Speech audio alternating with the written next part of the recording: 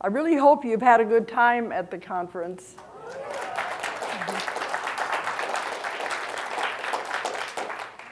Everybody's been telling us that there's been an extraordinary feeling of very positive energy that they have never felt at a lot of other conferences they've gone to. They've not felt that. And they said they can feel it here, and it's something very tangible. Even the vendors said they weren't even caring if they sold anything or not. It was just, I don't know how true that is.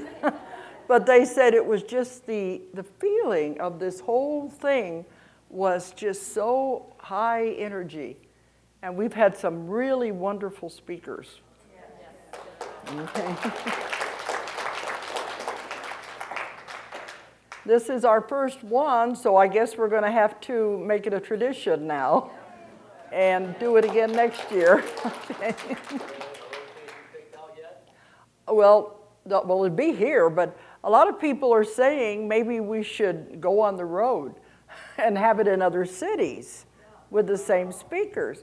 But, you know, that'd be hard to do. It's hard enough to put it right here where we live. But I know we have a lot of other authors that we have not even asked to speak yet, and I have more coming up. So I know we have plenty of speakers. Plus, I know everybody on the lecture circuit.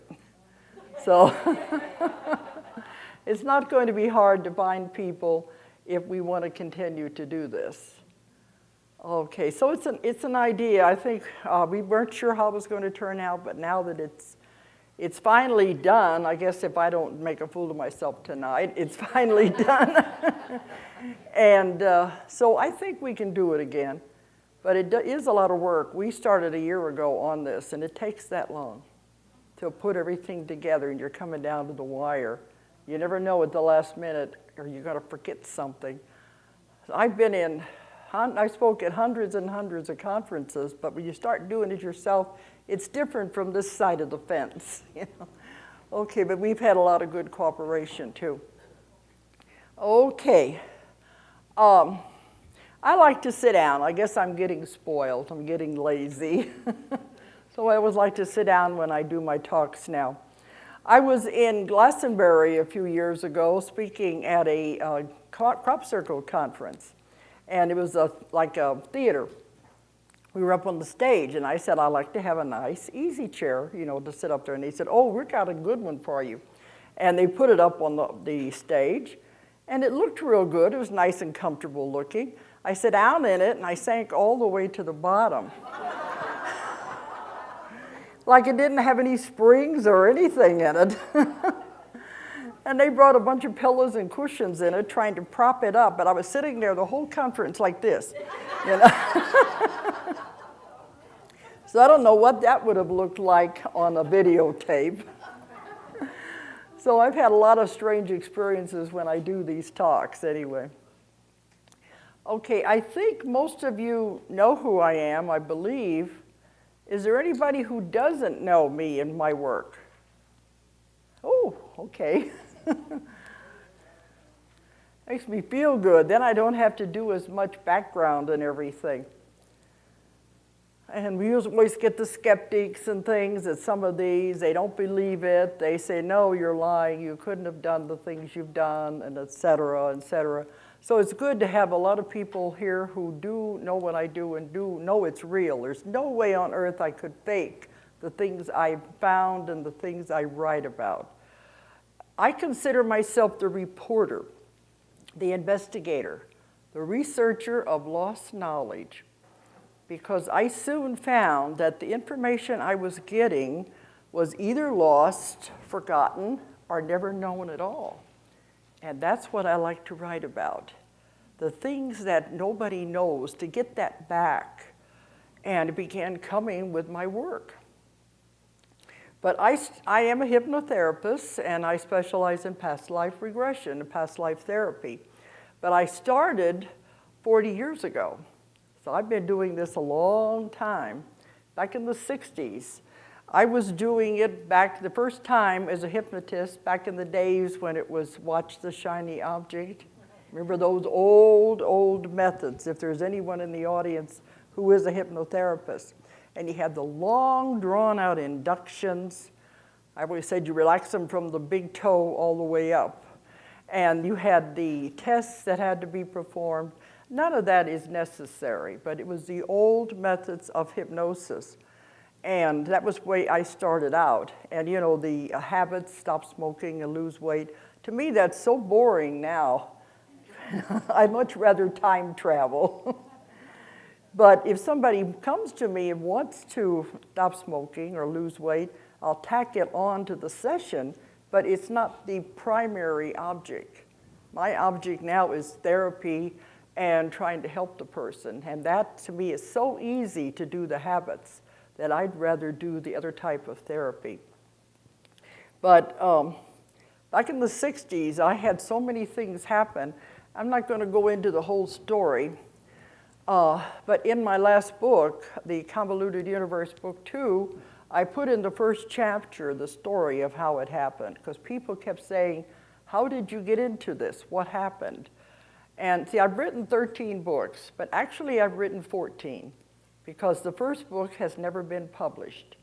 It was called 5 Lives Remembered, and that was how it all began in those early days, and told the story of how it all happened. And that was the first book I was trying to get published way back.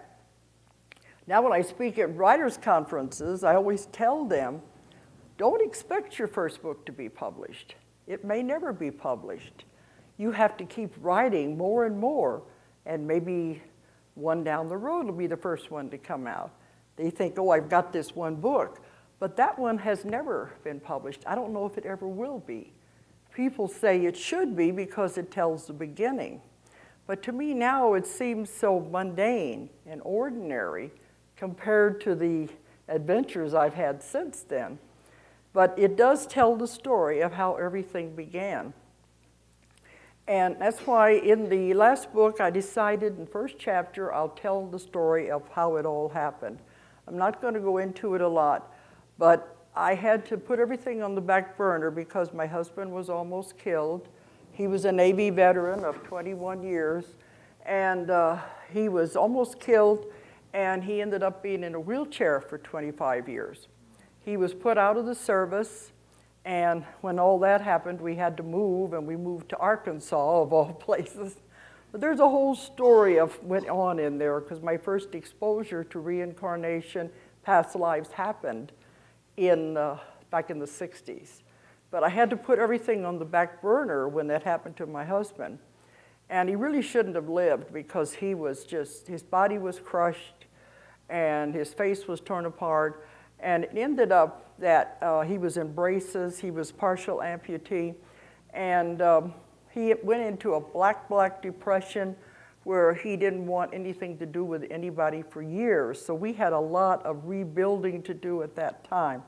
That's what who was it, OT, or one of you were talking about, Justine, we all have our challenges. We all have the things we have to face. That's life. I don't think you can live very long without going through these things that you have to experience. That's what life's all about. The tests and the challenges and how do you come out of these things. Because when I do some lectures, especially on life after death, I tell people everyone has bad things that happen to them.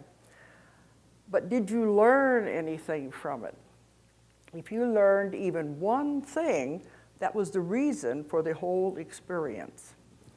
And I could do a lot of soul searching to find out what happened with mine, but it turned me into a completely different person. From a dependent, ordinary housewife taking care of 4 children and a husband in a wheelchair into what I do now. I would never have suspected it would have gotten it into this. But that's all part of growing and changing. Some people tell me, they're not even my age, and they'll say, oh, my life is over. The children are all grown, they're gone. I don't have any life anymore. What am I going to do? I said, your life could take a 180-degree turn. You could be doing something you would never have thought of. Your life is just beginning because now you're free to do anything you want to do. And they don't think about it that way. So that's what happened to me. Mine went in a totally different direction. but it had a lot of bumps along the way. But anyway, I had to put the hypnosis and the past life regression and everything on the back burner when I moved here, because it was mostly concentrating on my husband and the family. And it was the 1970s, the end of the 70s, when I finally was able, the kids were grown, they were going off to college, they were getting married. Then it's like, what are you going to do with the rest of your life? The empty nest syndrome. I decided to do something different than what the average mother would do. I wanted to get back into hypnosis. I had been exposed in the 60s to reincarnation, past life regression, and it was so startling because there was nothing out at that time except for the search for Bridie Murphy. No books to tell you how to do any of this. But to me, it was time travel, and that's what I wrote about in the first book. It was so life-changing, I couldn't forget about it. I'd opened a door to the unknown, and I wanted to get back to that. So in the 1970s, when the kids began leaving, and what was I going to do, I wanted to get back into past life regression. I didn't want to do the normal hypnosis anymore. But I knew there had to be an easier way. The old methods were too long, too slow. So I began studying the newer methods. And now it was being done with visualization and imagery. So I started doing that. But I've been doing this now, this would be about 30 years when I started in the 70s until where I'm at now. As I began doing it, I began seeing some of the things in hypnosis were not needed. And I thought, why don't I try this instead? And I found that as long as you're not harming the client, my first thing I've always emphasized is the care and protection of the client that I'm working with. If you're not going to harm the client, why not try something that's different? Because somebody in the beginning had to have invented the ways of doing this anyway. Somebody had to start out somewhere. Why do the long, drawn-out things and all of the other unnecessary things? So as I began doing it, I began dropping things and adding things. And this is why over the 30 years, I've developed my own technique. And it has been proving to have astounding results, because I'm now able to have contact with the subconscious mind. I call it the subconscious, but it's more like OT has talked about. It is the oversoul, the higher self, the higher consciousness, whatever you want to call it. Through the technique, I've been able to tap into that part. Now, in normal hypnosis, they're able to talk to the subconscious by hand movements. They'll say, raise one finger for yes or one for no, which is very slow and time-consuming. Why do that when you can have the subconscious talk back to you and give you the answers? But now I'm teaching this to psychiatrists and psychologists all over the world. They said, we never thought of that. They didn't think it was possible to do that. But that's where the answers are. All of the answers are in this higher self. Why not go to the part that has all of the answers and get it from them? But what I was doing in the beginning was just, I call time travel. I was taking people back into the past lives. And in Arkansas, people kept saying, where were you finding your clients? I never had to look for clients. And I live on a mountaintop over here by Huntsville. They were coming to me out of nowhere. And the ones in the beginning were supplying the most fascinating stories. Because part of this technique that I developed, I work in the somnambulistic level, which is the deepest possible level of trance. Most hypnotists stay in the lighter levels of trance. Have any of you ever had a past life regression? Yes. I know you have. You were my last client a few days ago. Okay. But the ones of you who have had the past life regressions, did you remember everything that happened in them? Because if you did, that's the lighter levels of trance. A lot of hypnotists won't go any deeper than that because they're afraid of it. They've told me they were taught, don't mess with the somnambulistic level. Strange things happen there. And if you read my books, you know strange things happen there. But they've been taught to leave it alone. But if you go deeper, the deeper the person goes, the conscious mind detaches more and more. Because in the beginning, the conscious mind is there saying, you're making this up, this is silly, you know, you read it in a book, you saw it in a movie, yuck, yuck, yuck. Well, if you can cut out the conscious mind and go direct to this other part, look at what you can get. You'll have any of the conscious mind interference. But the deepest possible level is the somnambulistic level. Now, twice a day, all of you go through that level. You must. You go through that level when you're going to sleep at night and when you're waking up in the morning. You pass through the somnambulistic level. The only thing I do is keep the person there at that level so we can get to the answers and get the results. The odds are, according to the hypnosis experts, I love to prove the experts wrong in my work anyway, but they say 1 out of 20 or 1 out of 30 will automatically go into the somnambulistic level when you're doing hypnosis work. Well, in the technique I developed, the opposite is true. 1 out of 20 or 1 out of 30 will not go. That's when I have to work harder. But I've not found anyone that couldn't be hypnotized and taken to a past life. The ones that are more difficult are the businessmen, the ones who were over there calculating part of their mind. One of the hardest ones I had was a math professor. He had to analyze everything I asked him before he could come up with an answer. They're the ones that live in that part of their mind. Mathematicians, professors, engineers, you can still do it, but you have to work harder. And that's what I'm teaching now is my technique. And I prove that everyone, there's no such thing as a bad subject. No matter what anyone has told you, there's only bad hypnotists that don't know what they're doing. It's easier to blame you. You weren't cooperating. You don't know what you're doing.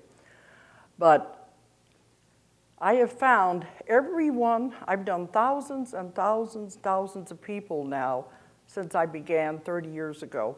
I have not found anyone who has not had a past life. And I think that should be something for the skeptics. Because sometimes I have skeptics at the conference, at the lectures I give. I tell them, what does the scientist do? They repeat experiments, don't they, over and over? And if they get the same results again and again, that's supposed to be scientific proof. What's the difference if I could do this thousands and thousands of times and get the same results? Isn't that proof? That should be considered with the scientific community. I think it would be. Of course, we're always bucking religion and all of that too. But anyway, I developed the technique and I began using it. And in the beginning, the ones who were finding me and coming to me, we were getting these fascinating stories, because when you go into the somnambulistic level and we time travel to another life, they become the other personality totally. This lifetime disappears. They don't remember anything that's going on in this life. They are in that life. That's why I've been able to write the books from the viewpoint of the person who was there. If something doesn't exist in that time period but exists in ours, they don't even know what you're talking about. That's how much they are immersed in that other life. And the first story I got was Jesus and the Essenes, which is still my favorite. That is translated now in about 20 different languages. I just came from Russia, where my books are being translated over there, and the Russian version came off the press while I was there. I said, I got a new baby, because all of the books, to me, it's like I've created something that's taken on a life of its own, and is out there doing and multiplying and growing, and it's spreading everywhere. That, to me, is unbelievable. that what you can do, because objects and things they do take on a life of their own, and it is spreading everywhere. We have about 4 other countries, I believe, isn't it, that are translating right now. Right before we left for the conference, the Chinese translation of Keepers in the Garden arrived. Now, they said they're going into Chinese. So I don't know where I'm going to be traveling next year. I like to go where the books are coming out. But look at all of the people it's all being exposed to everywhere. I went to Bulgaria, it's been about 5 or 6 years ago, and when I spoke for 2 hours with these scientists and doctors, they said this would not be allowed. I would not even be allowed to talk about it, except that they said they can't talk about anything except what is taught in the university. And they were only taught what the Russian and the communists told them to teach, and so they had to stick very much within those rigid rules. But when I went to Bulgaria, it had just separated from the communists. And they were saying, when we were talking about this, they had never heard of using hypnosis in this way. And they said, we would not be allowed to even talk about this. And I said, would I get in trouble? And they said, no, because you're a foreigner.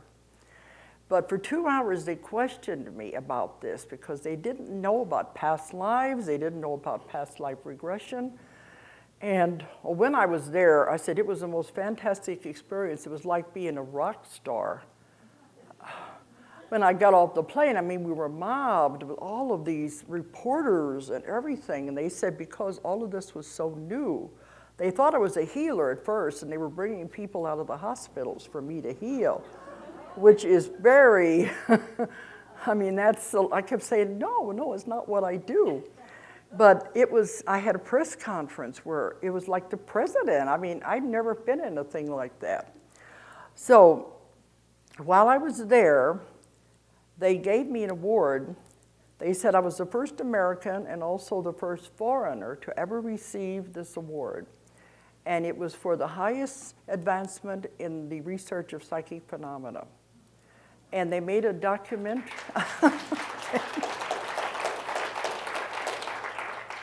It's called the Orpheus Award. And while I was there, they made a documentary. And they had me doing sessions and all of this, and they filmed it. Well, after I left, I didn't think anything more about it because the book was in Bulgarian, and this is why I went, because it was translated. It only sold for $2 a book, but so what? You know, I mean, that's all these countries can afford.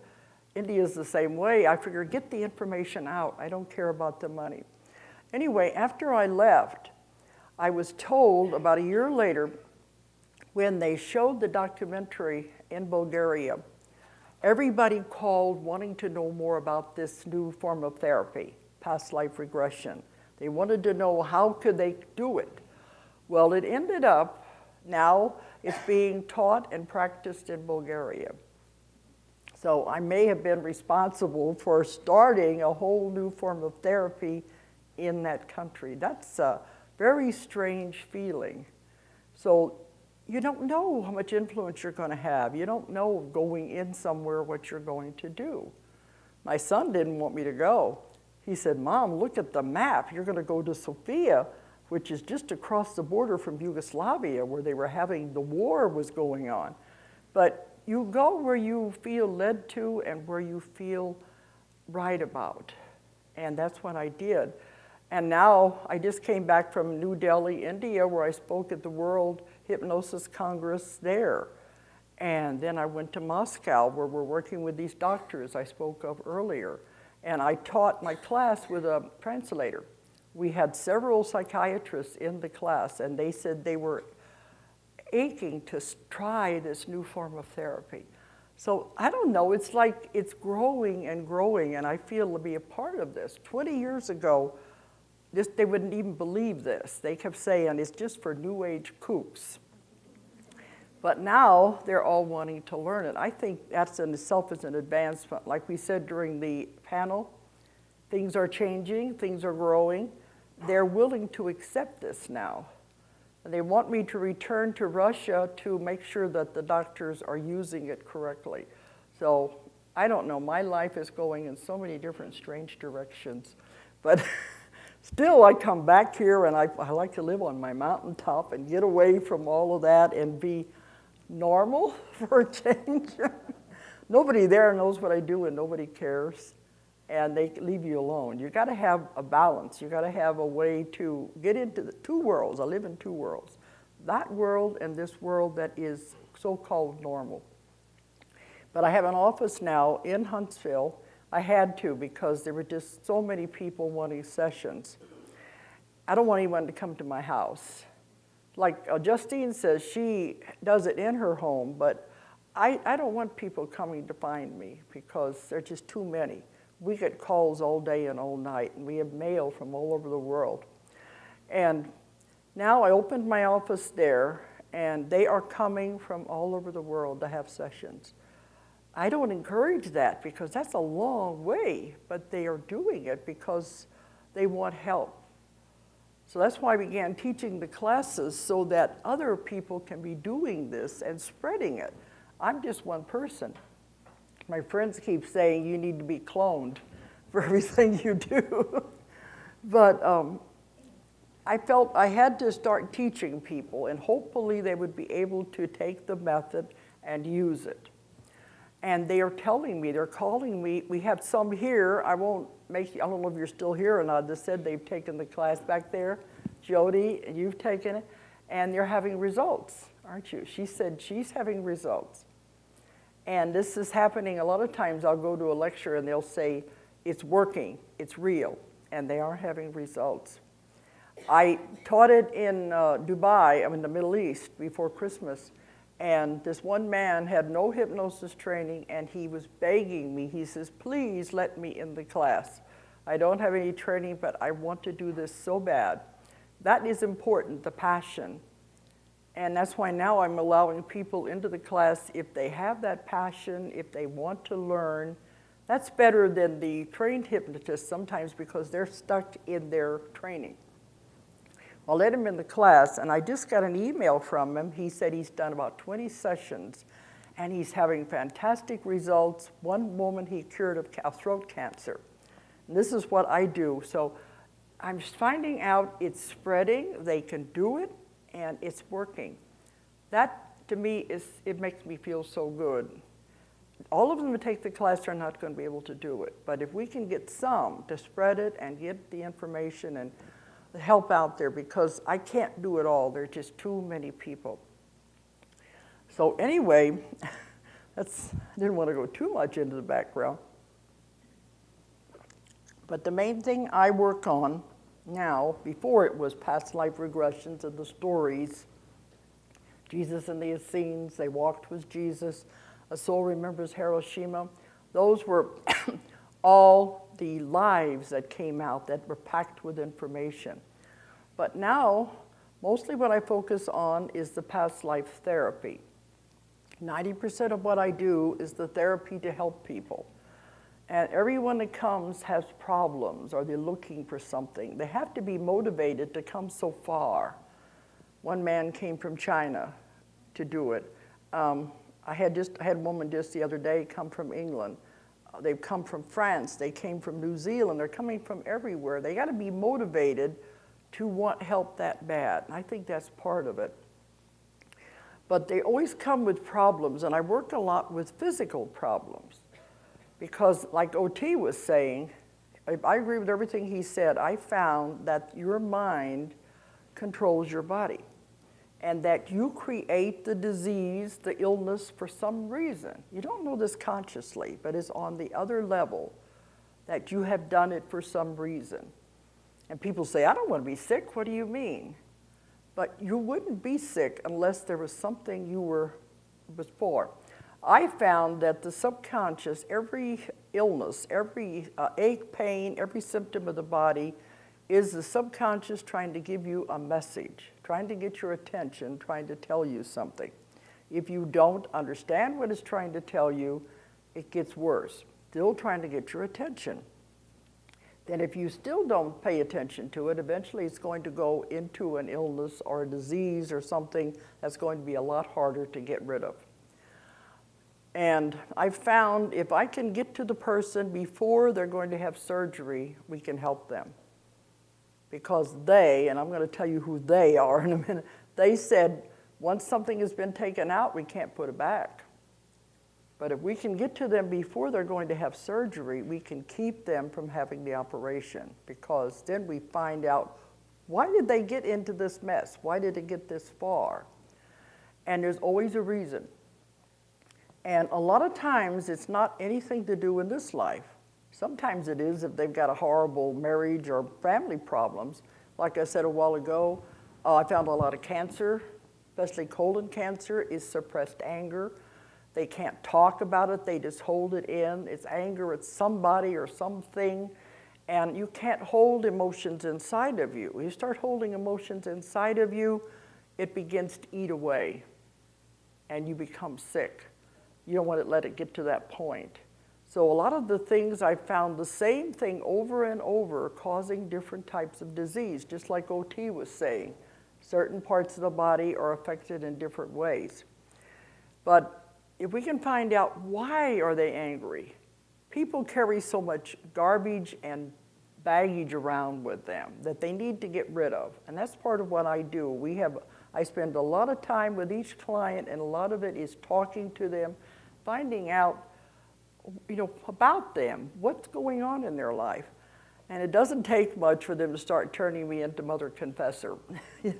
I can spend a couple of hours just letting them tell me about all their family problems and their husbands, and they're crying, and but it's good for them. I have to know what we're going to be working on. But people carry so much junk around with them, and that's what makes them sick, and it's also what perpetuates karma, because you've got to let it go. Otherwise, you're going to have to come back and do the same thing again with the same people. And they all say, no, I don't want to do that. And then I said, you better let it go. And it goes back to it was Aaron's book, where he says in there about karma, the easiest, obviously the quickest, but not necessarily the easiest way to get rid of karma. What is it? And some people say, to pay it back, do it back to them. That just keeps the wheel of karma going. The easiest, but not the quickest, but not the easiest, is to forgive. Let it go. You have to let it go. That's what you hang on to, and it creates more karma, also makes you sick. But I've had people tell me, I can't forgive them. You don't know what they did to me. But they're hurting themselves more than anything.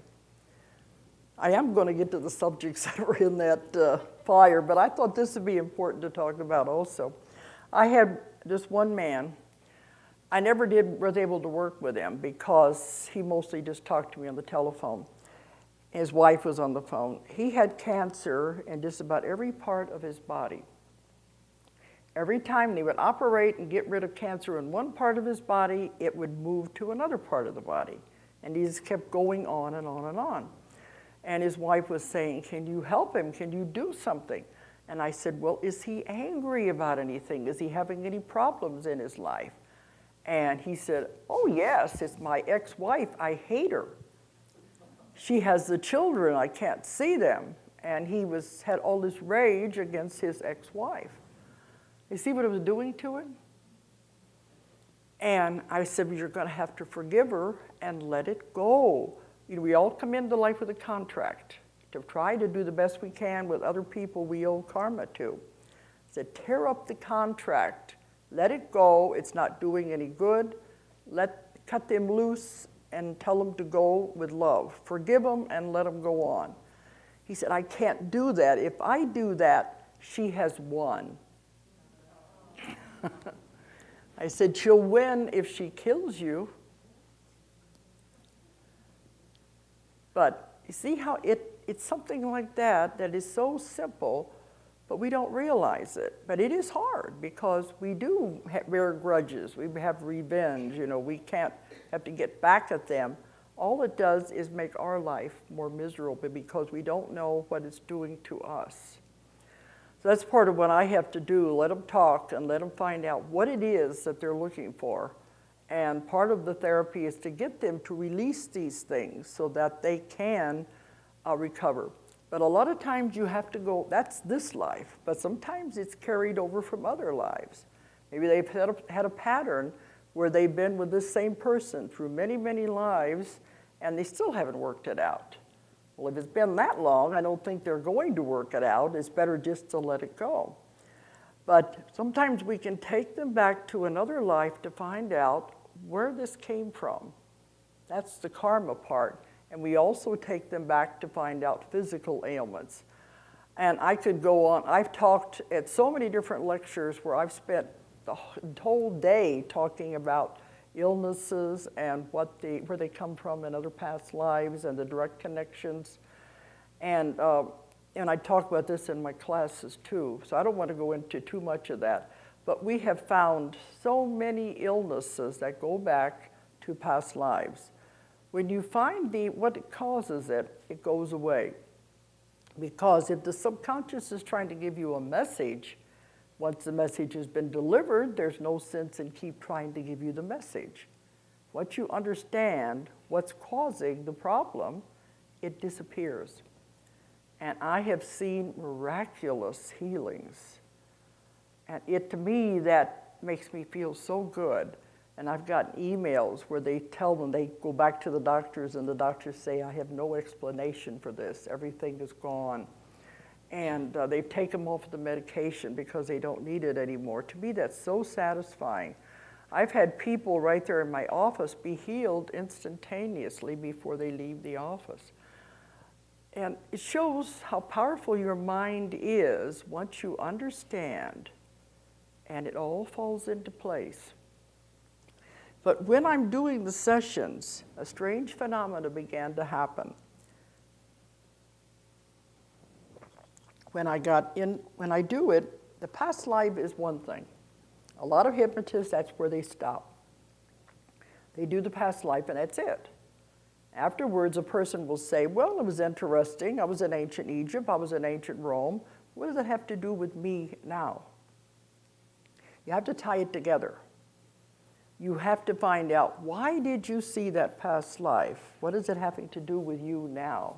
And that's where you get the therapy and the healings. Well, after I do that, that's when I use the technique to contact the subconscious mind, because the subconscious has all of the answers. And the person usually comes in with a whole list. I tell them, bring a list of questions, everything you want to find out. And when we get into the subconscious mind, we can ask all of these questions, and we can find the answers if it's appropriate. Sometimes it's not time for you to know the answers. In that case, I can't get the answers. But if it's time, they will tell you the answers to everything you want to know. So this is a very powerful form of therapy. But strange things began happening while I began doing this type of therapy, speaking to the subconscious.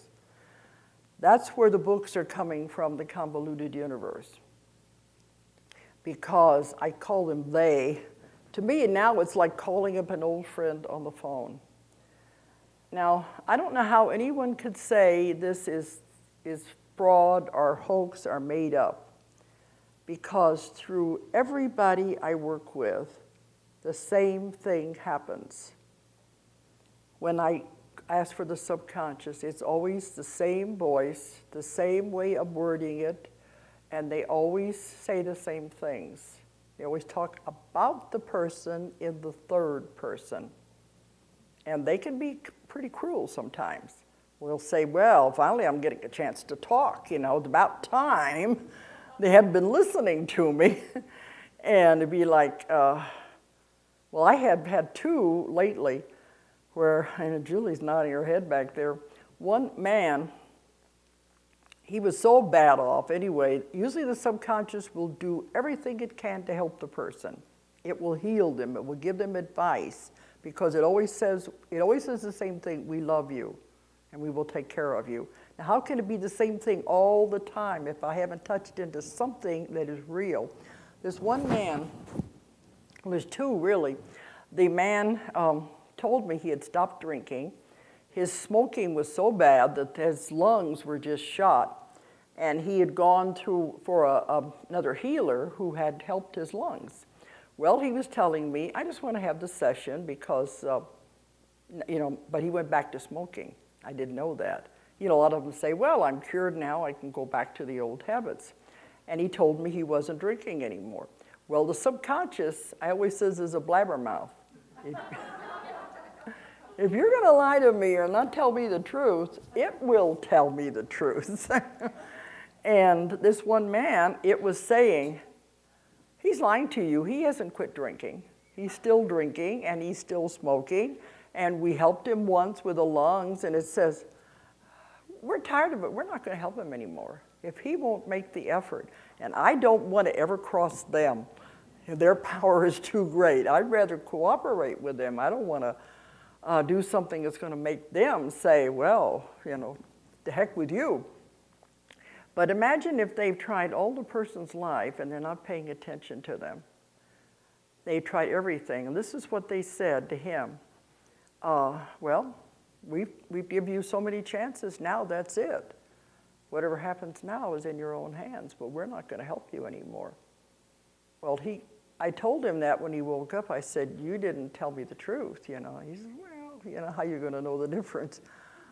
But,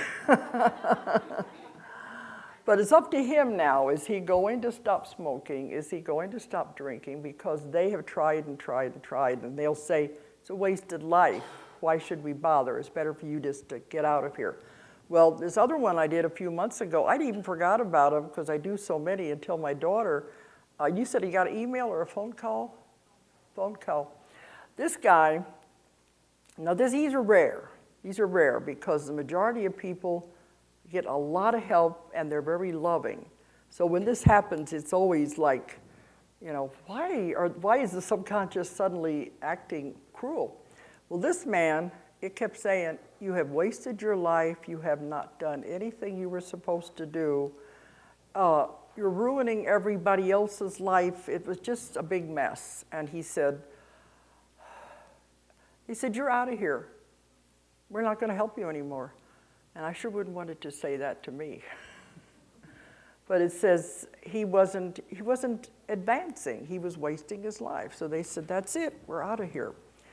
And I didn't think anything more about it till she got this phone call. And what did he say? He said that his friend, that what?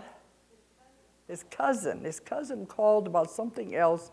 And he said when the man got home and started listening to the tape, he's suddenly changing. He said he's acting different toward people. He's trying to live his life in a different way. Maybe it shook him up. Maybe it scared him to where he's thinking, if they're going to give up on me, I better make some changes. But those are rare for it to do that. As a rule, it will help them and it will give you a great deal of information.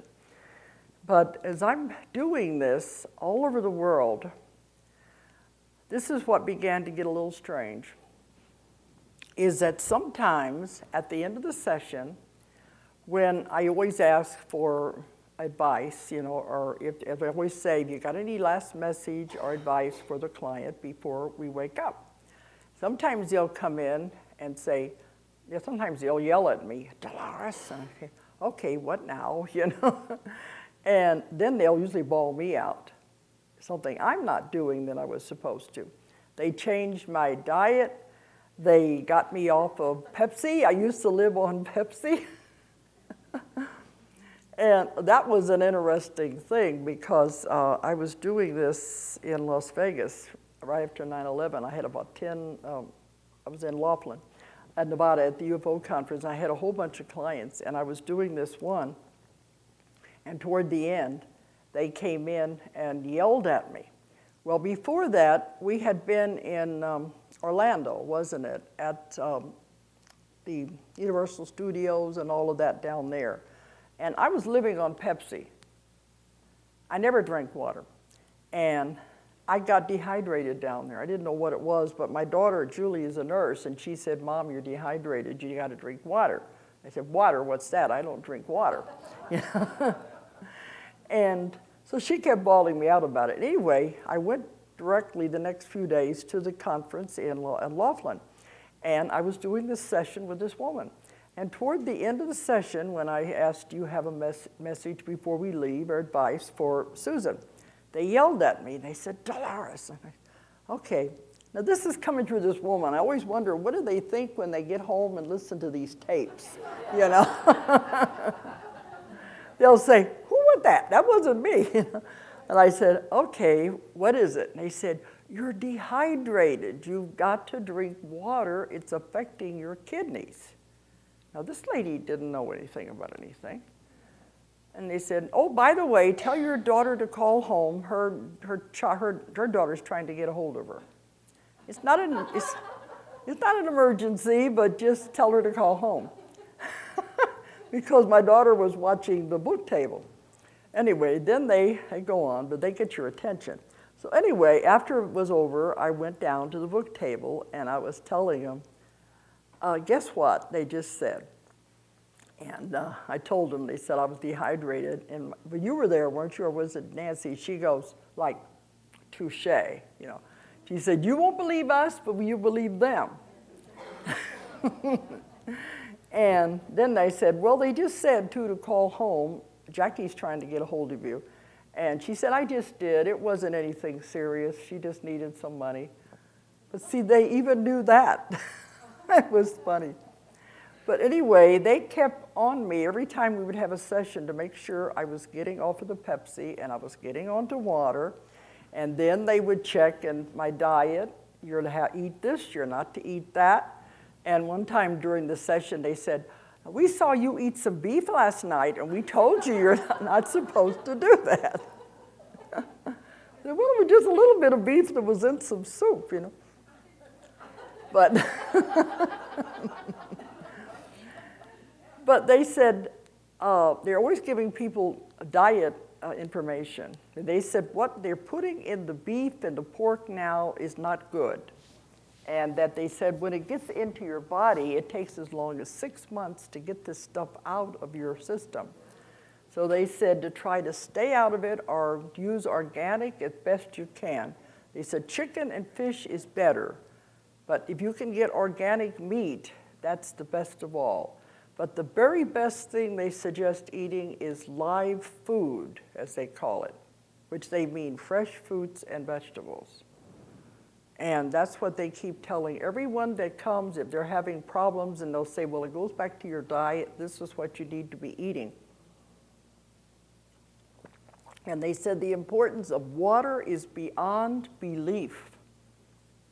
We don't have any idea the importance of water, that there's things in the water that the body absolutely must have, and a lot of it is being taken out by the way the water is filtered and everything now. But they said the water is of the utmost importance to the body. Of course, it's of importance to the whole planet, too. They're concerned about all of that, too. But anyway, that's what they kept doing, and it took me a while, but I got off the Pepsi. People used to say they used to have to pay me to advertise the Pepsi because I always had to have my bottle there, you know. But I got off of all of that, and I'm eating what they tell me to eat. And so I'm trying to be a good girl with all of that. But they'll tell me if I'm not supposed to go somewhere. They can be very emphatic about it. They said, one time they said, would you like protection? And I said, well, yeah, I can use all I can get. And they said, all right, if you're not supposed to go somewhere, we will not even allow you to go out the front door. Something will happen that you may think is bad, but it just means you were not supposed to go. And sometimes things have been canceled or things, I can't go to somewhere, and I just said, well, I'm not supposed to do it. But they said, you'll always be protected if you listen to what we're trying to tell you. And I said, I can use that. And right after 9/11, I was supposed to go to Istanbul in Turkey. They had a first UFO conference over there. And I was holding my tickets. I hadn't got them. They were holding them. 3 times through 3 different clients, they yelled at me and they said, do not go to Turkey. It's too dangerous right now. Said, maybe later, but not now. So when I went home and was telling my kids, they said, well, you're going to believe them? If you tell you 3 times, don't go. And so I just canceled the tickets. And then I found, well, you know, that was right at the time we started bombing Afghanistan. It would not have been a good time for a white American woman to be going into that area, so they knew that, I guess. But it ended up that the conference was canceled anyway, because they said they didn't think they were going to get the attendance from Europe. But I don't mind if they're going to take care of me. I think that's fine. And they do it in all kinds of strange ways. But what began happening was, during these sessions, they would begin giving me information, especially toward the end. But then it began now that some of the sessions are information that I need. I still try to do the therapy, but they're going to get the information in there. I may be in England doing a session. Toward the end of it, they'll come in and they wait till we're through with what we're trying to do. And toward the end of it, they'll say, Dolores, this is the next piece of information you need for your next book. And they'll give me a theory that I've never heard of before. Then I go home. The next week, I'm doing a client in the States. Happens again, and they expand on the same theory that the first one has given me. Now, see, how can this be coincidence, random? Because none of these people know anything about what I do. I'm focused on them and their problems. They don't tell me anything about myself at all. But it keeps happening over and over again. I get a piece of information here and a piece of information there. And it's happening constantly now, and usually that's when I say, can I have a copy of the tape, because there's something on there that I need. And it may not be the entire tape, it may be just one piece of information that fits in with all the rest. And this is where the Convoluted Universe book series is coming from. These new theories and new things that they keep giving me. And I thought I had heard it all, but now they keep coming up with new things all the time. But they said, you know, what I'm getting now, if I'd gotten 30, 20 years ago when I was first starting, I wouldn't have understood it. It would have been overwhelming. So they said you had to wait till the right time in your life before you could get this. They told me one time, it was about a client I was working with, they said, he is where you were 20 years ago. You have to give a baby milk and then cereal and then crushed vegetables. You can't give a baby a 3-course meal. You have to wait until the baby grows a little bit. So I said, over all these years, they've been spoon feeding me. A little bit of information, let you digest that, then a little bit more complicated, let you digest that, and then till it's got to this point where I keep thinking there isn't anything else, but it's getting more and more complicated. So I have no idea where it's all headed, but I have enough information now to write book 3 of the Convoluted Universe. And the majority of it has come from the clients coming to my office in Huntsville. It pours out of people. So it's just very strange information. Some of it is very hard to understand. You know, when I wrote book 1, I told everybody that was a book for people who wanted their minds bent like pretzels, because I didn't understand it. And I said, if they want to tackle it, and they're telling me they love it, even though they don't understand it, it makes them think. And I thought they'd start at the easier books and then get down to that. But now they said they read book 2 and they say, when's the next one coming out? We want to keep thinking. We want to know this information. So, okay, I'm trying to figure out where I should start in this because there's so much. I do lectures on so many different topics. But I know I want to get to the New Earth before we're finished anyway, because there's a lot of things happening right now they want me to tell people because we're moving into a new time. But some of the things OT was saying were right on, because those are the things that you read the books, you know what he was talking about, the soul and oversoul and how we are splinters and all of this. I don't want to get too complicated for people. I like to stay at a level where I think they can handle it. And if later if you want to ask some complicated questions, I'll go into that. But I'm trying to keep it a level that I think most people can handle. Hopefully, anyway. Okay. But one of the things that I was going into, finding out a lot about, was dimensions. And I found out a lot about this when I was working with ETs, because I've been doing the ETs and the UFO abductions for 20 years. And I speak at just about every UFO conference in the world. And my information is positive. I have never found the negativity. And because I don't deal with the conscious mind where the fear is, I deal with the part of the mind that has the information. The other investigators, the other hypnotists don't do that. They stay with the surface conscious mind that has the fear. So when I'm doing, just a minute, I know how OT felt a while ago. The same thing happens to me. You have all this information flooding in, and you have to say, you're trying to keep up with it.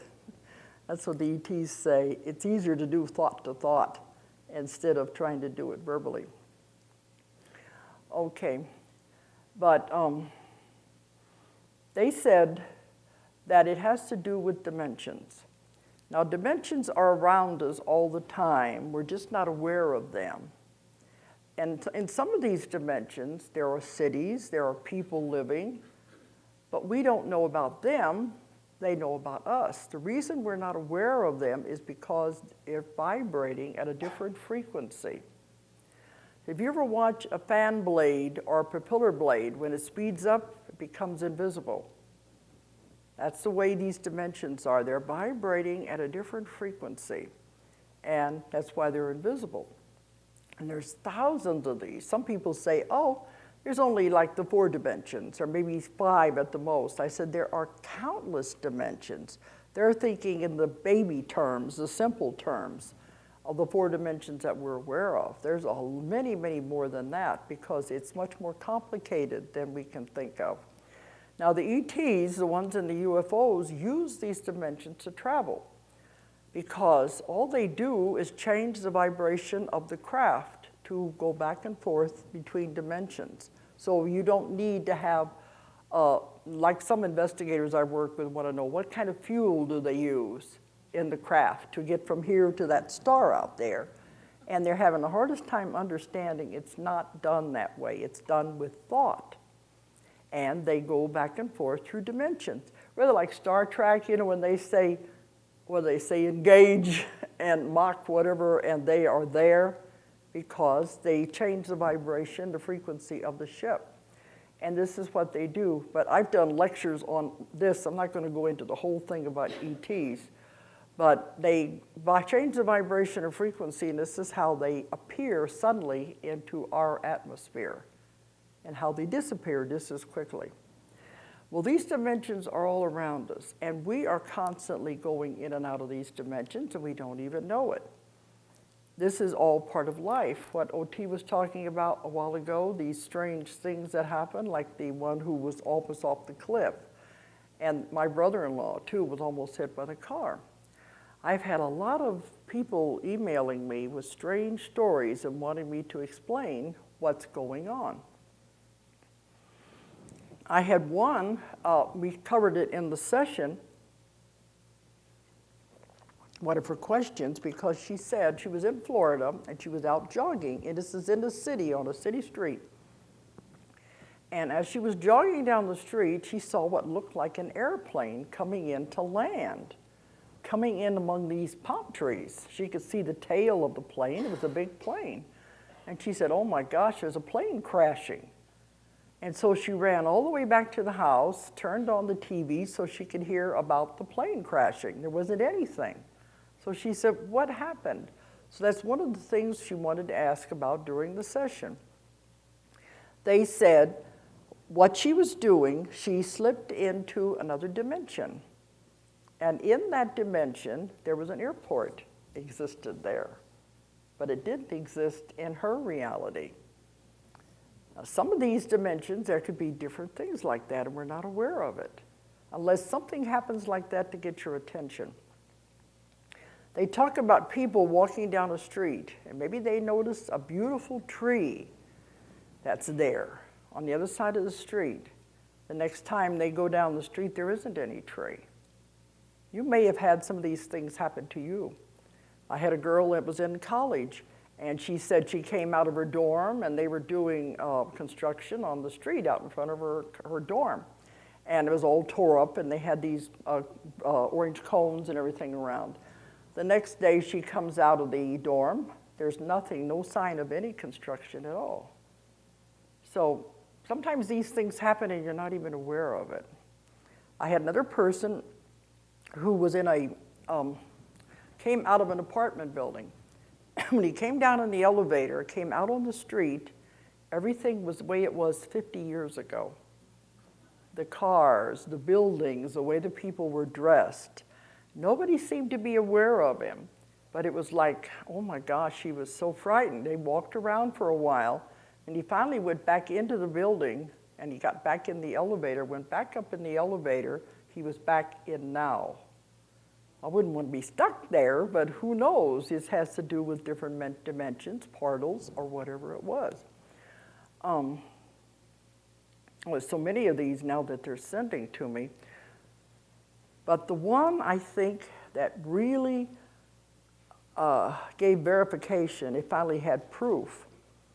See, I've done the Art Bell show where you're on all night long. And that's the hard show to do because you have to talk all night. You've all listened to the Art Bell, I guess, haven't you? Around here, it's a little hard to get it. But it has something like 30 million listeners. And when I do that show, the first time that phone didn't quit ringing for 2 weeks. It rang all day and all night. And then it went into emails the next time I did it, and we had 400 emails a day. Has a tremendous readership, but it's on all night. So you have to stay up all night to talk and answer the phone calls that come in and all of that. So this one night I did it. Well, I began to get the emails. And this one lady emailed me, and she said, I hope you can explain what has happened. She said, because it's on all night, a lot of people don't stay up and listen to it. They have these tape recorders that will record hours and hours on one tape. I don't know what they call them, but they can turn on the radio, and it'll record the entire show. They said, we was 3 friends. They all turned on the tape recorder, went to bed, and they recorded the show. The next morning, the one woman gets up, turns on the tape recorder, listens to the show. She finds out it wasn't the Art Bell show. It was a sporting event. She said, what's this? Well, we told everybody, turn off the phones. Because they said they create havoc with the sound system. Yeah, zap it. Okay, all right. I forgot to mention that again. Okay.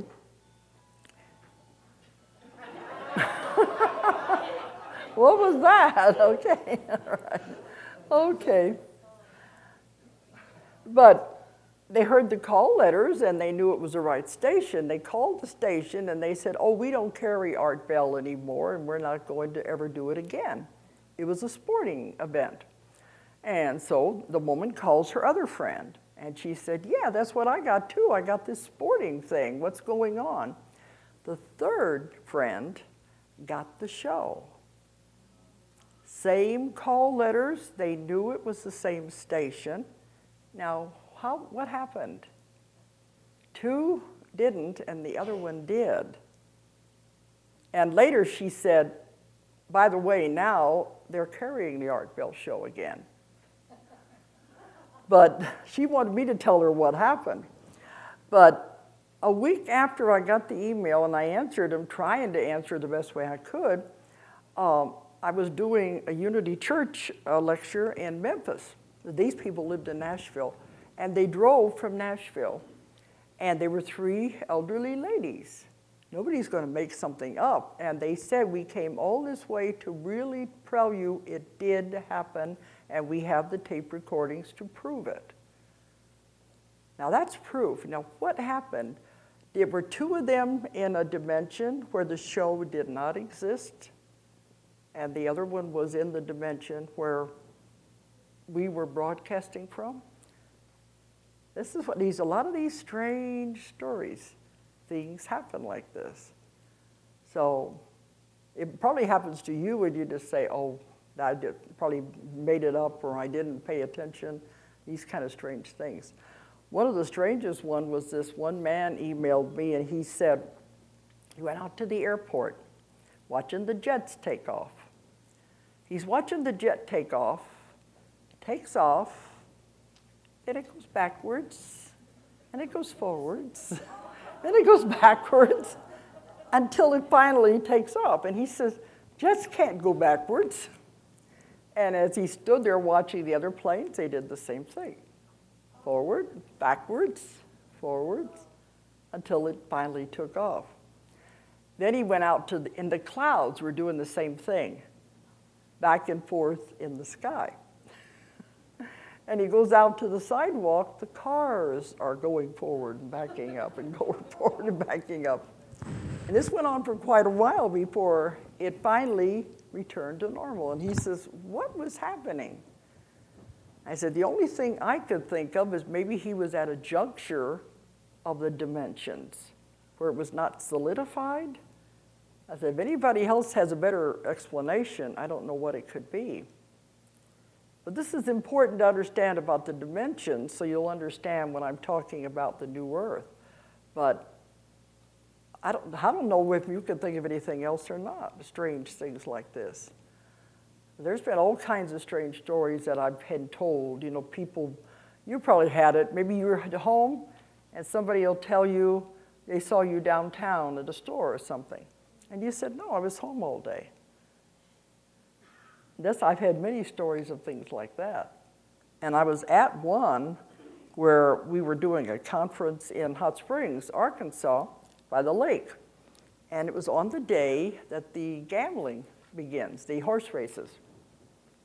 And this woman came to the conference and she said, well, I had a hard time making up my mind.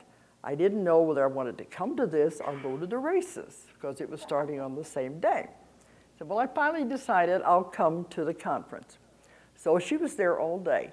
Well, we had a banquet that night, and these men came in for the banquet. And they saw her, and they said, oh, it's nice to see you again. They said, boy, wasn't that nice, all that money you won at the races. And she said, what? I've been here all day. They said, no, you sat next to us at the races. And she said, well, how was I dressed? She said, just like you are right now. And see, this is what I found. When you make a decision, you put energy. Everything's energy. You put energy into these different decisions.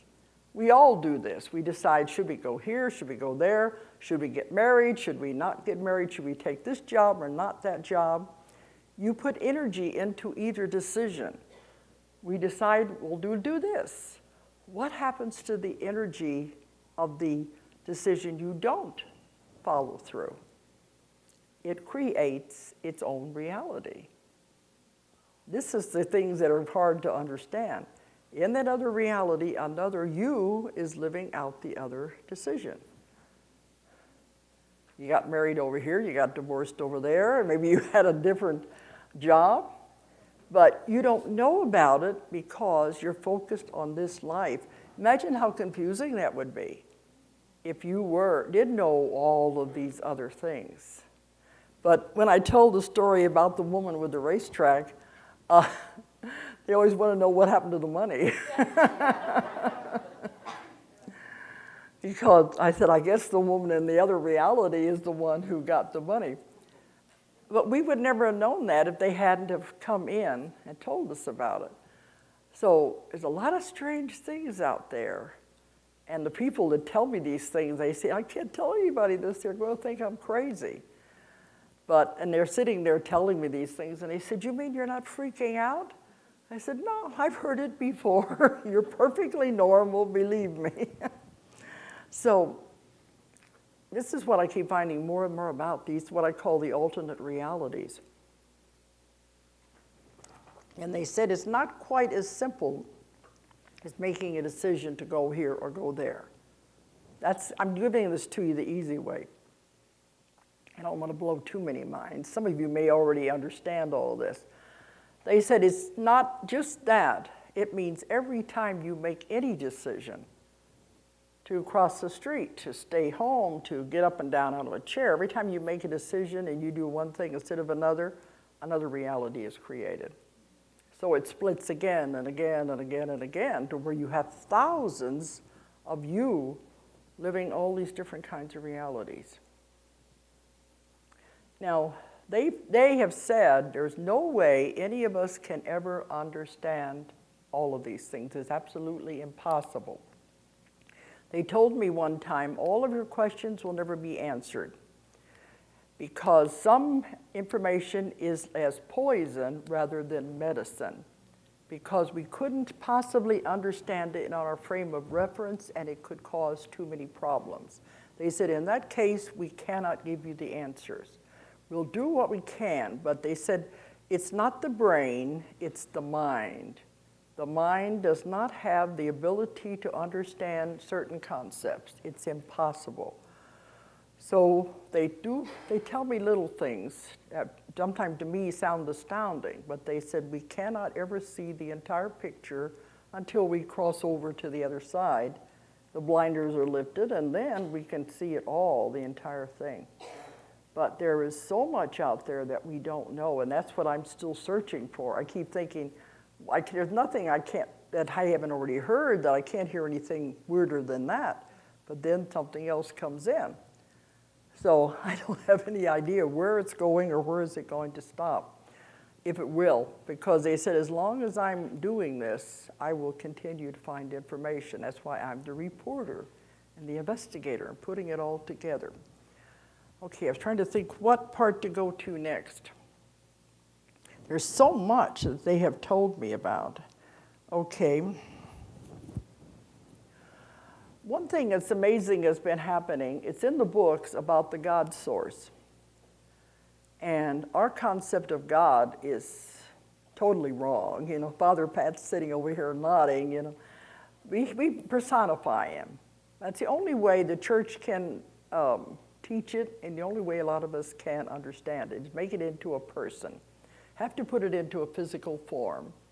This is our physical form. That doesn't mean everything else is physical. I've had people that are energy beings. And this, I believe, is closer to what OT was talking about. It's an energy being that is light, and it can create what it wants. But there's all kinds of different kinds of beings. Just because we're physical, this is not all there is, but it's all that some people can even comprehend. They can't understand anything more than what this is. But you've lived on other planets, you've lived in other dimensions, you've had energy bodies. There isn't anything that's out of the realm of possibility. Okay, so I began having more and more people going back to what they called the source. Instead of going into a past life, they went to the source. And I didn't know what it was at first, but now I'm hearing it so much that I recognize it. In the book I wrote about Between Death and Life, that told you where you go when you die and what it's like on the other side, I asked every question I could think of, and one thing I wanted to know was about God. Now, this was in the beginning of my work. They said, there's no way you can conceive what God really is. They said, your perception of God is like a tiny thread compared to what it really is. And then they said, consider other people who don't even have a metaphysical background. What their concept of God isn't even this tiny thread. But they said, God is the glue that holds everything together. If he were to wink out for a fraction of a second, everything would dissolve. It is that great of a power, and it's an energy power. And when I've had people go back to the source, first one woman said, I'm in the sun. And I said, what do you mean? She said, this is what it looks like. It's a bright, bright light, and I'm in the sun. Well, what's it like to be in the sun? I thought you meant the sun in the sky. She said, well, it's not hot. I think it's very beautiful. I don't want to leave. It's such total love. I want to stay here forever. And then it got down to, as I asked more and more questions, a lot of times they refer to it as the great central sun, which is the same thing as the source or God. It's where everything came from. And in the beginning, we were all part of God, all part of the source. And then when he exploded out, because he wanted to learn, he had a curiosity, he wanted to learn, he exploded out. This was the Big Bang theory. Then all these sparks flew out. And all of these sparks became planets, galaxies, and individual souls. So that's when we all went out. And we were sent out to learn and to have experiences and gain as much knowledge as we possibly could through many, many lifetimes everywhere. And eventually, we could return to the source with all of the knowledge we have learned. And that way, we are cells in the body of God. We are learning and bringing the information back. And it can take hundreds and hundreds of lifetimes because you have to be everything. You have to accumulate all knowledge before you go back. But when they go to the source, there's such love, they don't want to leave. And when they're made to go out, they just said they feel so alone. Because there it's a total togetherness. And when they are shot out and go on and they have to do these lives and learn the lessons, they feel very alone and cut off from the central source. And all they want to do is go back. I'm getting a lot more people now in the sessions that have not had very many past lives at all because they go back to the source and they don't want to go out. They want to stay there. It was strange when I did this class I just did in Amsterdam. I always do a demonstration with the students on the last day to show them how the method works. Well, the one I did the demonstration on was a lady who brought me over there, and I was staying at her house. And she kept talking about, she thought she had a life as a ballerina and everything. Anyway, when I put her under, she went to the source. And I'm thinking, usually when you're doing a demonstration, you want it to be simple so they can understand it, because you don't want to get too complicated for them if you're going to figure they're going to use this method. You figure a normal past life regression.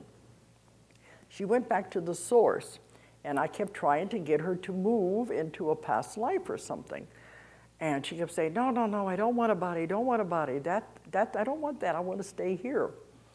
And finally then, I finally said, okay, let's move into Lilia's life and find a happy day, because I wanted to get her somewhere, because she just kept crying, I don't want to go, I don't want to go. And so we was trying to get her back into Lilia's life, find a happy day. She said, don't want Lilia, don't want a body, don't want anything. And, you know, really protesting, I don't want to go in a body. And, you know, but I've been doing this long enough, you don't get scared, you know what to do anyway. So I kept talking to her, we went through the whole thing, finally got to the subconscious, and I asked it about it, and it said this was her first life. And she didn't want to be here. She wanted to be there because she said it's total love. And it was so beautiful, she didn't want to go. And I said, well, what happened to this past life she thought she had as a ballerina? He said, we thought it'd be a nice, beautiful picture and memory she could think about. But that she had never been in a body before, and that was why the protest. Then I said, well, you know, this is unusual. I'm having a class here. I thought it'd be a past life. Why did you do this? They said, because these students are going to begin finding more and more of this. They better know now what to expect. And that's kind of like dumping a graduate course on beginners. But that's what it said. It's more and more of this happening, and it is happening more and more in my work, that we're not going back to past lives anymore. This has been going on for the last 2 years. A lot of the things I got on here I'm probably not going to be able to talk about. I will do the New Earth, though. But something strange has been happening. Usually they go to a past life, and that's what the therapy is. Instead, we're going to the source, or we're going somewhere else, and when I ask the subconscious, well, what about the past lives? They'll say, unimportant, unimportant, kindergarten stuff. Don't worry about the past lives. It's over, done with, the karma's dealt with. Now you have to think about now and moving on. And this is happening more and more. So it's not as simple as it used to be. Now, I don't know if that means all of karma has been dealt away with, or does it mean it's not necessary anymore? But I still get people who are working through karma, especially with family problems, so it's not all done away with. But I can have as many, I told my daughter, I had 3 in a row that said the same thing. Just think about now and moving on. Don't worry about what happened in the past. They said, we could show it to you, but it wouldn't, what difference is it going to make? It's not important anymore. You have to get ready for the new earth and moving into the future. So I'm not going to go into a lot of these things because I want to go back with the new earth, and then I want to allow time for questions because I know there's a lot I haven't even touched. Especially with Atlantis. Well, I'll tell you a little bit about that anyway, okay? Because it's important. I've done a lot with Atlantis because they said it's important for us to know about. There were many, many civilizations that went to the height. We can't even imagine what they were at. We're nowhere near the way they developed. Atlantis was one of them that went to the pinnacle. They were able to do things with their minds that we can't even imagine. The civilization of Atlantis existed for thousands of years, and it was the entire world. It was not just an island out there. There was huge, beautiful cities, and then there were also natives and jungles. So they had it just like they have today. But the ones in the cities had learned how to use their minds to such a degree that they could do anything with it. They could mold stone and move stone. This is where the pyramids and everything were developed later, were by the survivors of Atlantis who still carried the knowledge of how this was done. They could move things. They could create things with their minds. They didn't have any more disease. They didn't grow old because they had complete control of their bodies. But they began to use the mind in the wrong way. They did a lot with crystals. They had a lot of colors they used. I've had many things, and this is a whole section in Convoluted Book 1 about what they were able to do. They had tremendous powers of these things with the minds. But after thousands of years, they began to do things they weren't supposed to. Can you imagine if you had the power to do anything with your mind? You'd get bored after a while, wouldn't you?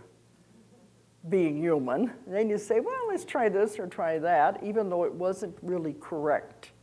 And so they began to have some things that were corrupting the use of the mind. And they began doing things that were not right. One of the things that they began to do,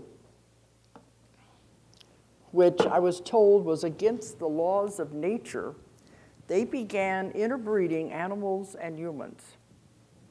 And at first they were doing it to have them for servants, and it was for fun, you know, and just to see if they could do it or not. Majority of times the mutants, the things that they created, couldn't reproduce, but they were just trying different experiments.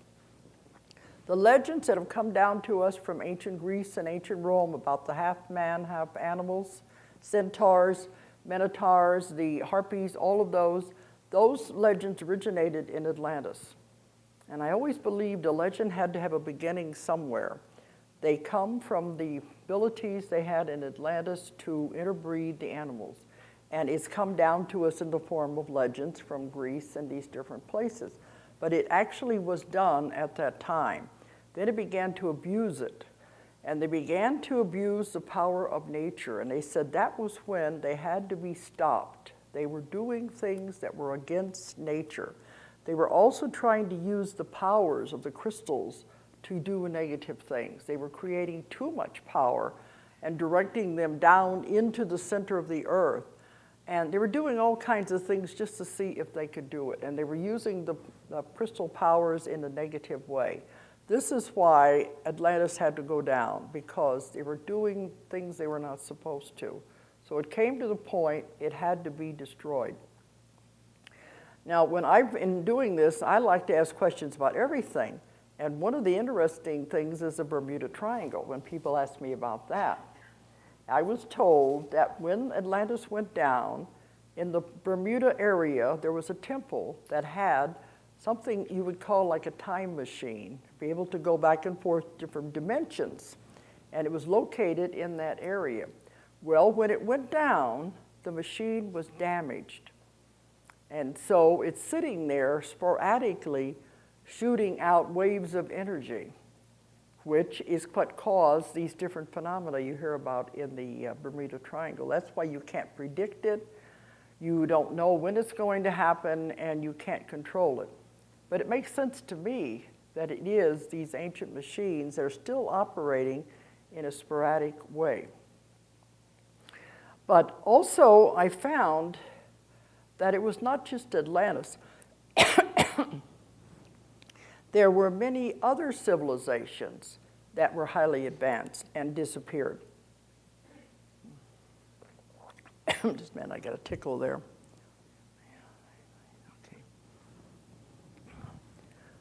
There's one part in the book, I have a whole section about the different catastrophes that took place in these ancient times.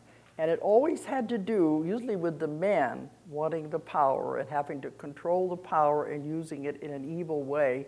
And usually it was the women who were trying to use the power in a positive way and counteract what was happening, the good and the evil against each other. And oftentimes it just wouldn't work, and the evil would win out, and that was what caused these civilizations to go down. But in one,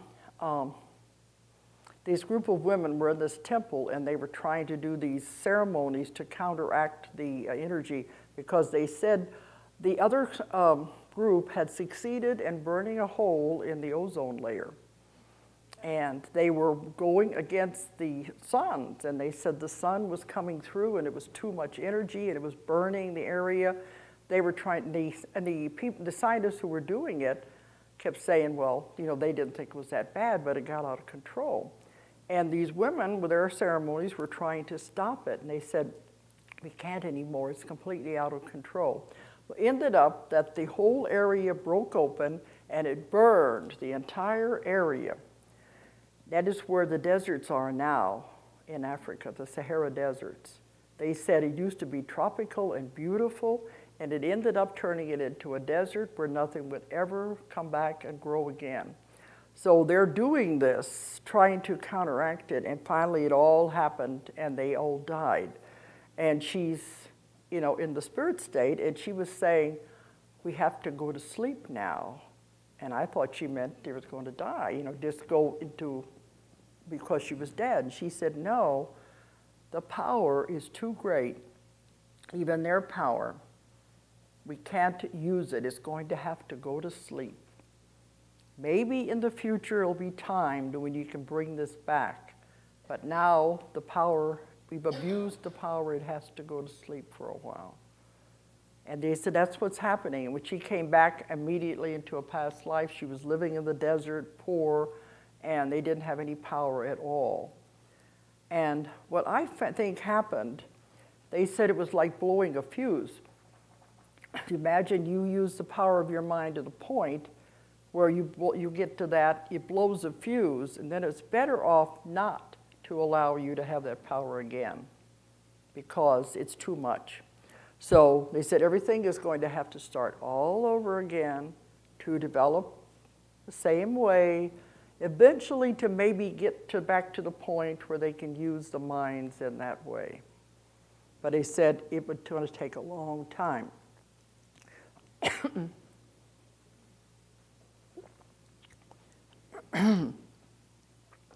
One time they told me, we have allowed this power to come through 2 times.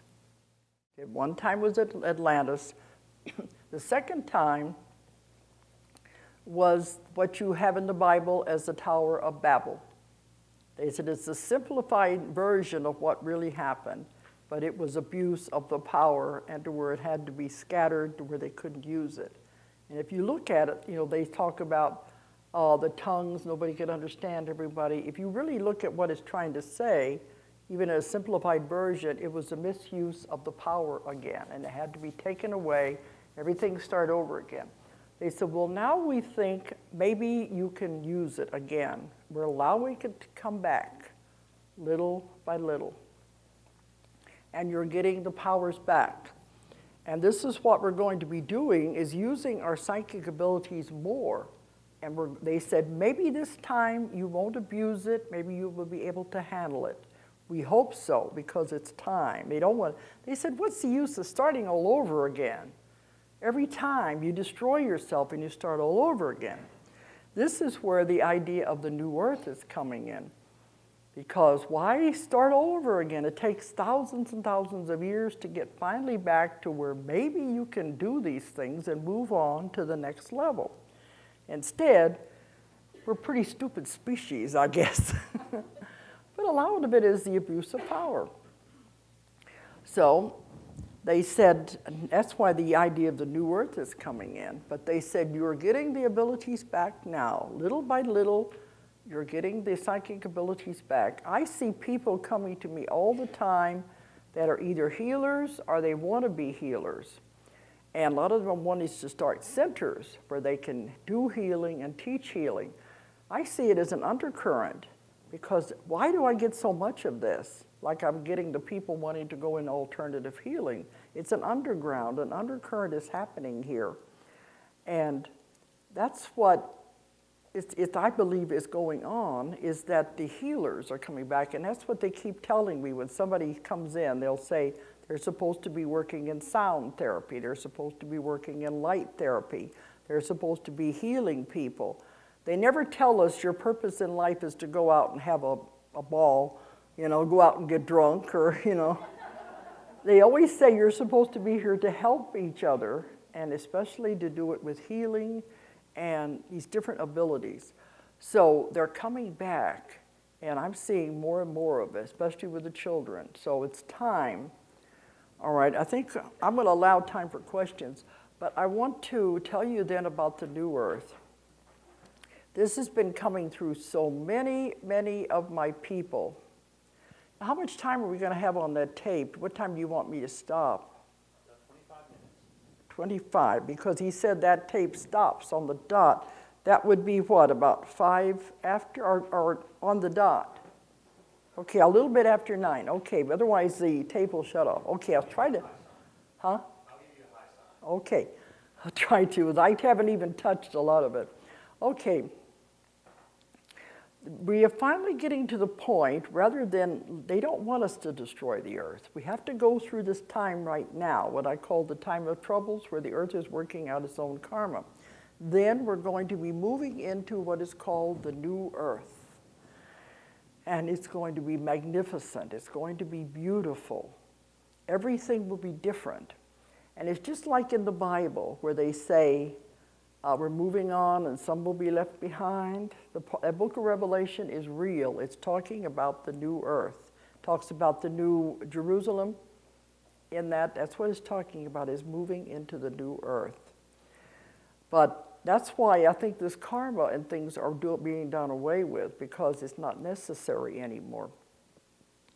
But as we move into this new earth, the vibrations and frequencies are being changed, as I was told you a while ago about the dimensions, because the earth is moving into a totally new dimension. The frequencies and vibrations are speeding up. And it's the first time it has ever happened in the history of the galaxies and the universes. First time it's ever happened that an entire world will make the shift at one time. It happened in the time of the Mayans. That's when people always say, what about the Mayan calendar ending at the year 2012? The Mayans disappeared. They were only one group, there were others. The Mayans disappeared. They always say, where did they go? Well, when I was told, they reached this point of development when they didn't need to be on Earth anymore.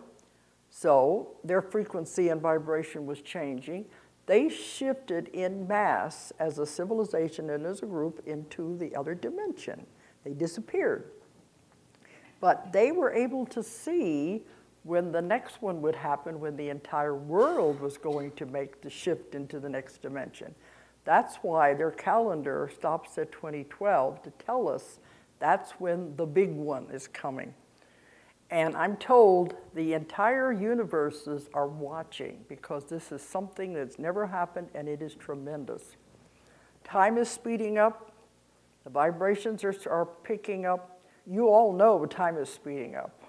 Everything is changing that way. The earth has a tone. I've heard this tone. They have played it because it is recorded from the space stations. The earth has a definite tone. That tone is going faster. It's changed its pitch. So the earth itself, they can tell something is going on, maybe with the vibrations and frequencies they can pick up with their instruments, because the tone of the earth is changing too. But the whole thing is vibrating. It's affecting our bodies. A lot of you, are you noticing things happening to your bodies that you can't explain? A lot of people talk about it. Sometimes they have things with their heart, they have things with their blood pressure, they have dizziness, they have things with their body, and they go to the doctor, and the doctor can't find anything wrong with them. It all has to do with the energy changing in the body, and the frequencies are changing, and our bodies are trying to adjust to it. That's why it has to be done slowly. You couldn't just suddenly do this. The bodies couldn't handle it. So our bodies have to shift with it slowly and adjust. And maybe it'll take one little jump, and at that time we'll feel something in our body. And then we have to have a time of adjustment before it does it again. Now everyone, they talk about the ones left behind, everyone's not going to be able to make the vibrational jump. And I said, that sounds cruel. They said, some will be left behind. I said, that sounds cruel. And they said, no, it's not. They all had the same opportunity as everybody else. They couldn't change their life. They couldn't change their way of thinking, their way of living. They aren't going to be able to change the frequency that quick. So they will be left with the old earth. And they said, it's okay. You know, that's their choice and that's their life. Now, whenever they reincarnate, they'll be allowed to work out their karma here. They'll stay with the old earth where the violence and all these terrible things are still happening. And whenever they finish that life, they will not return to earth because earth isn't going to be the same anymore. It's going to be this beautiful paradise. So they will be sent to other planets that are still in negativity and violence to work out that karma. But he said it doesn't matter anyway. Everybody moves at different degrees of development. So it's not really cruel, but they're the ones that are left with the old earth. And as we begin to vibrate and move, we're moving into the new earth. They said, have you noticed your diet's changing? This has to do with this shifting, with effects on the body. They said, you will get to where you won't want heavy meat. The body has to become lighter to make the shift and go with it. You're not going to want heavy meat because heavy foods will hold you down and make you dense. You'll get to the point where you'll want vegetables and things, and they'll say eventually you'll want just liquids.